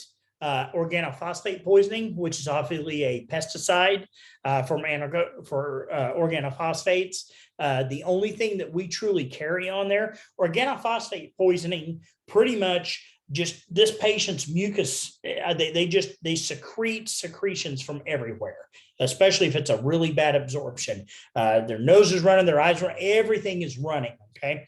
And basically atropine is the only antidote that we carry, and we don't carry enough. We carry enough to get started, and again, you'll follow your policy and protocol and procedures for your local area, but there's not enough atropine on your truck to probably take care of this patient, but we can at least get them loaded up. Atropine is a drying agent. So it will help shut off those mucus producing pumps and try to get that taken care of on that patient. But they'll end up with a lot of atropine before anything gets taken care of. prepare for shock on these patients. I know it may be a sunny day, but you may have to get a blanket on them and get them in a shock prevention, Trendelenburg or whatever needs to happen for that patient at the time. Seizures and dysrhythmias are always big ones.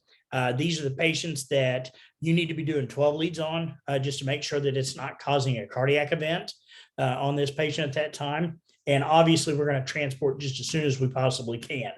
Now, that's something to keep in mind, too. You need to make sure that your hospital is aware of what you're bringing in and what they've got. Most of them are going to have a decon station that they may choose to decon them again. They'll bring a gurney out.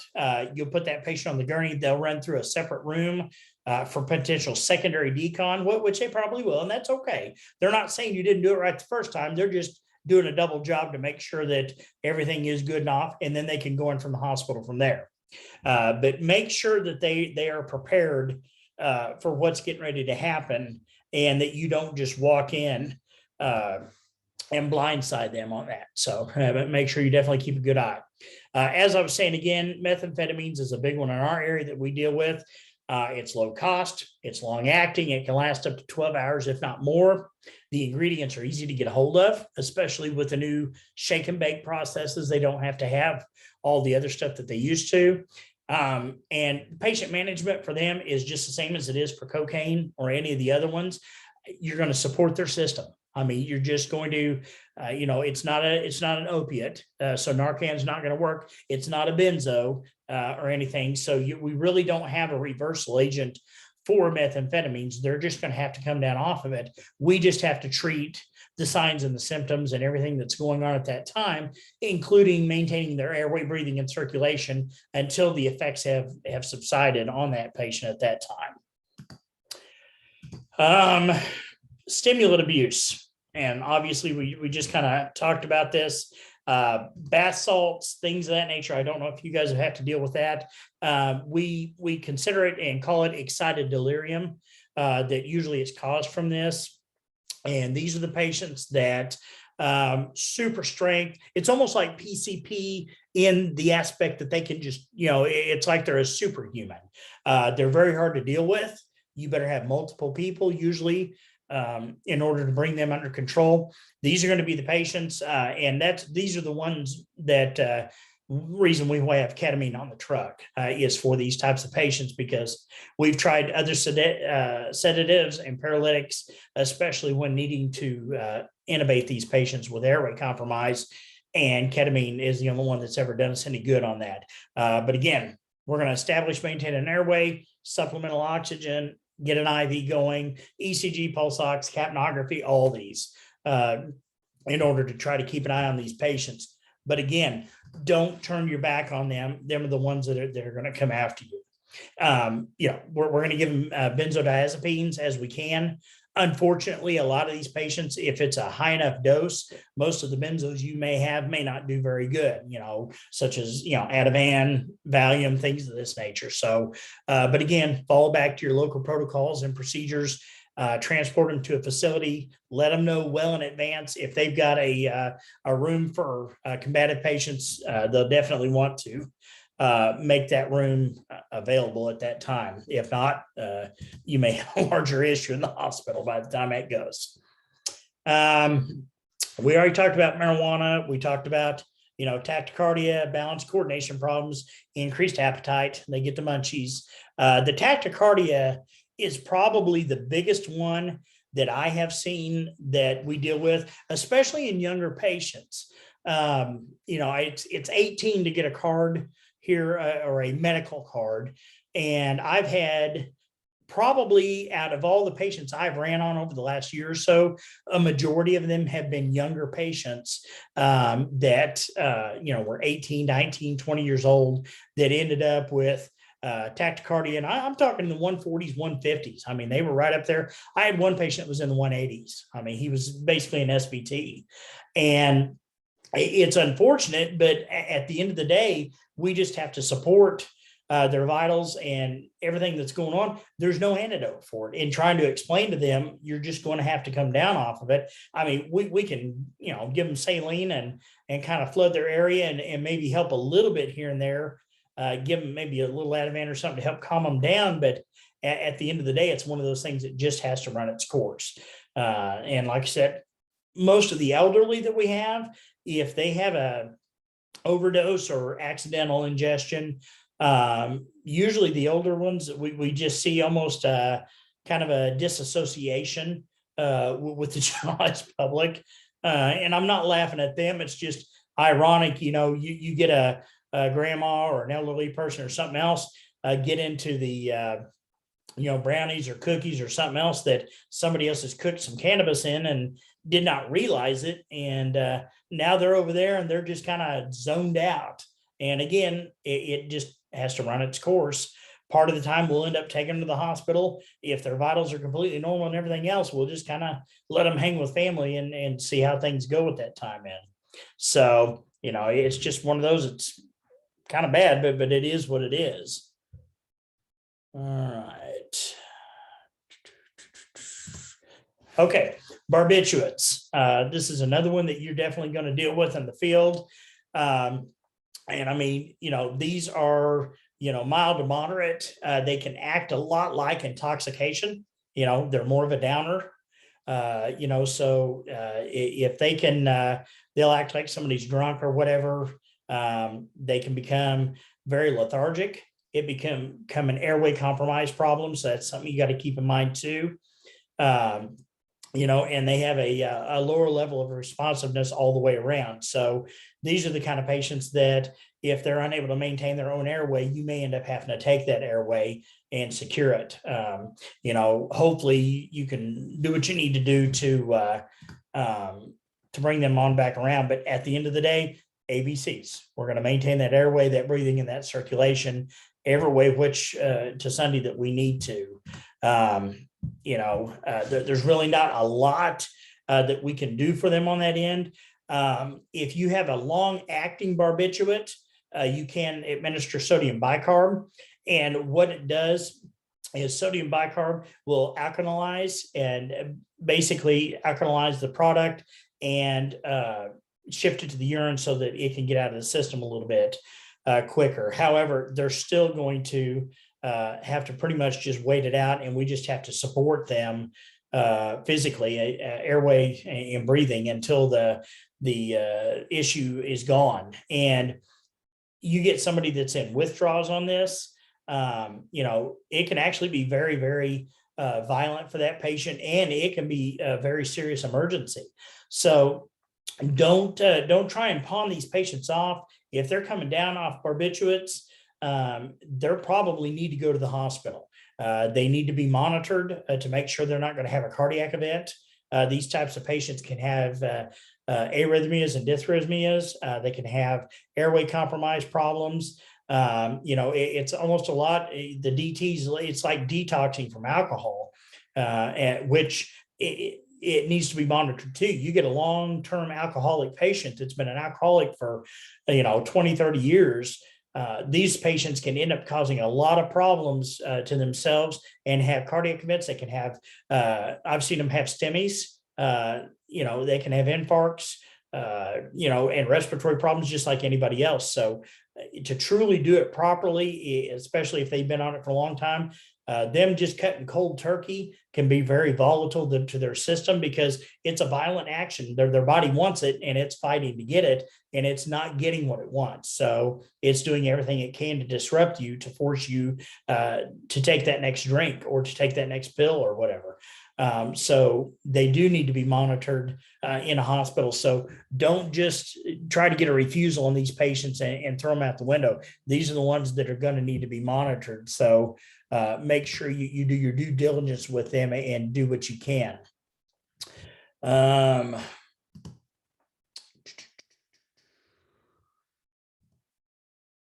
Okay, your opioids. Obviously, this is something that pretty much everybody deals with in the field. And unfortunately, a lot of the addiction is spawned from, a scenario to where they were treated in the hospital or put on medication for dental problems or anything of that nature, and they became hooked. Now, not everybody, but a lot of times it usually starts out as normal prescriptions, taking it like they're supposed to, and then it can just kind of goes from there. Obviously, any opioids are obviously they're derived from opium. And now pretty much everything's synthetic, that just gets made across the board. But basically, these bind with receptors in the brain and the brain tissues, and they are they give a euphoric effect when used as an analgesic or a pain control medication. And that's kind of what the person's going for. They're going for that euphoric high that they got the first time they took them. And unfortunately, the more they're taken, the more and more it takes to get close to that high that they had before. And there ensues your accidental or unintentional overdose at that time. A lot of these patients were not meaning to overdose. They were just chasing that high, and they're not getting it with the lower dose. So they choose to go ahead and continue on with that and end up causing problems at that end. Fortunately, we do have a recourse with these. Narcan or naloxone, excellent medication, works pretty well, especially if you get it in their system quick enough. Unfortunately, you get your elderly that accidentally took an extra pain pill or didn't eat and took their pain medication, and then we go hit them with Narcan, and now they have no pain control, and whatever they were taking the pain medicine for, they're in severe pain. And it's not like you can just go back and give them more pain medicine at that time. That Narcan is competing for that receptor, and it's going to help keep that opioid out of their system where they can't use it. And something to keep in mind too on your heroin patients, a dose of Narcan may not reverse the effects completely or permanently. It may only subdue it for a little bit. So if you give a patient Narcan, they need to go to the hospital. And it's one of those things to where obviously you never want to put your patient in jeopardy, but when you start pushing that Narcan, as long as they're still breathing and everything, you may want to get them loaded up and get on the way to the hospital, so that hopefully they'll be willing to go ahead and go into the hospital. Because a lot of them, you bring them up and bring them back, they're going to refuse care. And then if it was a heroin overdose or even an opioid overdose, it may not fully reverse it. It may only, take the higher percentage of it down, but in a while it may come back and knock them back out again, and they could still end up dying. So these patients need to be professionally monitored at a hospital or somewhere for a while to make sure that the effects are completely gone before they're released to go on their own. So just kind of keep that in mind. I know everybody gets tired of hauling certain patients and stuff multiple times, but I'm telling you, at the end of the day, if you're not careful, you'll end up not hauling that patient when you should have. And that'll end up coming back on you and your license. So at the end of the day, you definitely need to do what you can to make sure that that patient's okay. And think twice before you let somebody refuse care if you're able to get them to a hospital and they need to go to the hospital to be monitored. At the end of the day, it's going to help you and do what's right for the patient. And as long as you do what is right for your patient, you're usually going to be in the right every time. I would rather get in trouble or be questioned for doing too much than not doing enough. So just keep that in mind when you start care for your patient and everything. All right, we talked about organophosphate poisonings, and we've talked about atropine and what we're on that. Keep up with me. We're just about done. That's right there. Okay. One of the last ones that we do talk about a little bit, along with the stimulants, cocaine, we kind of mentioned a little bit. These types of patients, ways that we're going to deal with that, obviously, is we're going to administer regular boluses of saline on this patient to kind of clean them out a little bit. The solution to pollution is dilution. That is used on many levels of different jobs throughout the land, but it's true. A lot of it can help with dilution. Even a diabetic patient with high blood glucose, saline can help a little. No, it's not going to cure the problem, but it might help a little bit. Ecstasy is another one. We started seeing X quite a few years back. I don't see it so much around here, but I'm sure there's places that do. And these kind of patients they're burning up, literally. So they cannot get enough water or anything to help with that. They can end up running a super high fever. They need to be monitored. They need to be, you may find them trying to take a cold shower or whatever. It's like they're so thirsty, they just can't get enough water in their system. Get a line started, get a liter of saline in these people, monitor their ABCs, get them to the hospital, and they're just going to have to be monitored until the medication gets out of their system at that time. Another thing that we find is over-the-counter cough syrups. And taken in large dosages. Also, believe it or not, over the last few years, we've actually had some people overdosing on Benadryl. And I don't know about you, I walk past a bottle of Benadryl, I'm going to collapse on the floor. Me and Benadryl don't do well together. If I take Benadryl, I better be heading to go lay down somewhere because I'm going to be out. But apparently in large doses, both, and we knew cough syrup did, but apparently in Benadryl also, they can get a euphoric effect, can have hallucinations, but it's usually a euphoria that they're going for. So, and it's not necessarily the pill form, but that liquid form, especially when they're drinking like a whole bottle at a time. So these are ones that you really have to watch their airway compromise, because that euphoric effect and everything and drowsiness that can be caused by that, they can end up stop breathing. One of the last ones, talk about GHB, also known as date rape drug.